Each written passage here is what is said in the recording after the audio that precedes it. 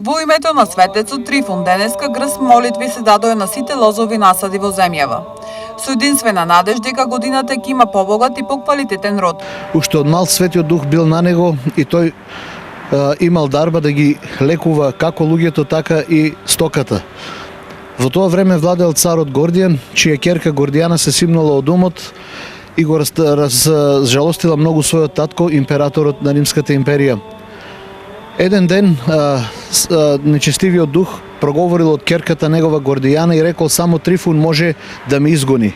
Па така дошол ред и на овој Трифун во Камсада да биде повикан на царскиот двор и тој ја излечил неговата ќерка.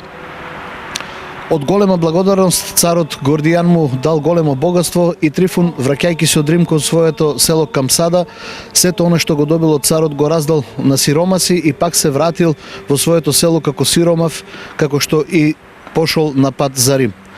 Продолжил да си работи во своите градини и да ја чува стоката.